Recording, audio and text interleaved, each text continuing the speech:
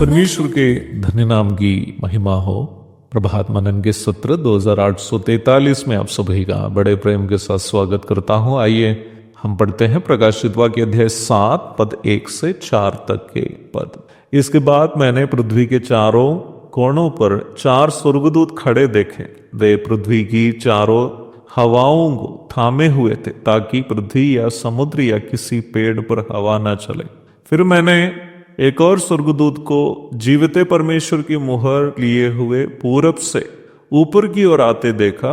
उसने उन 4 स्वर्गदूत से, जिन्हें पृथ्वी और समुद्र की हानि करने का अधिकार दिया गया था, ऊंचे शब्द से पुकार कर कहा, जब तक हम अपने परमेश्वर के दासों के माथे पर मुहर ना लगा दें, तब तक पृथ्वी और समुद्र और पेड़ों को हानि ना पहुंचाना।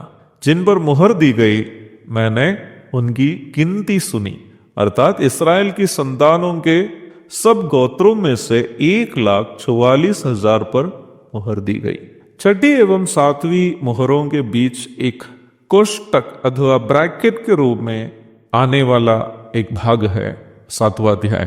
6ठा अध्याय में 6ठी मुहर खुलने पर होने वाली घटनाओं को देखने के बाद 7वीं मुहर का खोलने के बारे में हम 8वां अध्याय में देखते हैं। तब आपके मन में एक जिज्ञासा ये जानने के लिए होगी, अध्याय 7 में चर्चा किया गया विषय क्या है। अध्याय 6 एक प्रश्न के साथ समाप्त हो जाता है, अब कौन ठहर सकता है। अर्थात महासंकट काल का तीव्रता जैसे जैसे बढ़ते जा रहा है, धरती पर रहने वालों पर परमेश्वर के प्रकोप भयानक होते जा रहे हैं। अब कौन इंसान इस भयानक समय से बच निकलेगा? क्या उस समय के सारे लोग परमेश्वर के प्रकोप में नाश हो जाएगा, या कुछ लोग परमेश्वर की दया का पात्र बन जाएगा? 6ठा अध्याय की अंतिम पद में हम जो प्रश्न देखते हैं उसका अर्थ यही है। अब अध्याय 7 में यही प्रश्न का उत्तर हम देख रहे हैं। इसका मतलब इस अध्याय में जिन लोगों का जिक्र हम देखते हैं, वे महासंकट काल को पार करेंगे और मसीह के संग 1000 वर्षीय शासन में प्रवेश करेंगे। प्रारंभ में पढ़े गए पदों में पृथ्वी के 4 कोने से, अर्थात चारों दिशाओं से पृथ्वी पर हवा आने से रोकते हुए 4 स्वर्गदूत खड़े हुए हम देखते हैं। इन चारों स्वर्गदूत परमेश्वर की आज्ञा का इंतजार कर रहे हैं, ताकि जैसे ही आदेश मिले वे पृथ्वी और समुद्र और पेड़ पौधों पर नुकसान पहुंचाए।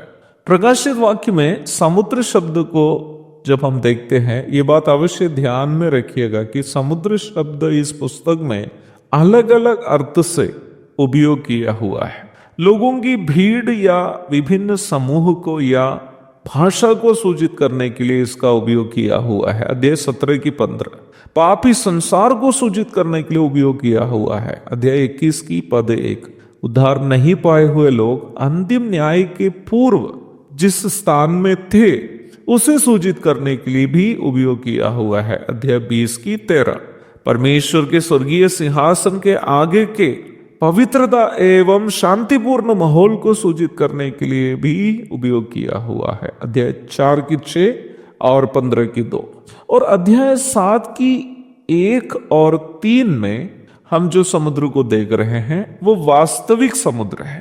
हमें इस बात को अवश्य मन में रखनी है कि जब परमेश्वर धरती पर हो या समुद्र पर या पेड़ पौधों पर अपना प्रकोप बरसाता है, वो प्रकोप वास्तव में पृथ्वी या समुद्र या पेड़ पौधों पर उंडेलने वाला प्रकोप नहीं है, बल्कि पापी संसार पर उंडेलने वाला प्रकोप है। पद 3 से लेकर 8 तक के पदों में हम उस प्रश्न का उत्तर देखते हैं जो छठा अध्याय की अंतिम पद में पूछा गया था। अब कौन ठहर सकता है, अर्थात महासंकट काल के ईश्वरीय प्रकोप से कौन बच निकलेगा। तीसरी पद में हम एक आदेश देखते हैं कि परमेश्वर अपने जिन दासों पर मुहर डालने जा रहा है, उन पर मुहर जब तक डाली नहीं जाएगी तब तक पृथ्वी, समुद्र तथा पेड़ पौधों की हानि ना करे। अब ये कौन है जिन पर प्रभु मुहर डालने जा रहा है। पद 4 में हम देखते हैं कि ये उन 1,44,000 लोग हैं जिन्हें इस्राएल की संतानों के सब गोत्रों से चुने हैं। जैसे मैं पूर्व में भी एक बार आपको सूचना दी थी, यहोवा साक्षी या दीपंदकोस आदि समूह जैसे सिखाते हैं, ये अलग अलग अन्य जातियों से चुने गए लोग नहीं हैं। पद 4 में हम स्पष्ट रूप में देखते हैं कि ये 1,44,000 लोग इस्राएल के अलग अलग गोत्रों से चुने गए लोग हैं। ये 1,44,000 लोग कौन हैं? इन्हें प्रभु क्यों चुना? इन्हें चुनने का मापदंड क्या है? ये महासंकट काल में क्या करेंगे? प्रभु की इच्छा हुई तो इन सभी प्रश्नों का उत्तर हम कल के मनन में चर्चा करेंगे। तब तक के लिए आपसे विदा हो जाता हूं। प्रभु आप सबको आशीष दे। आमीन।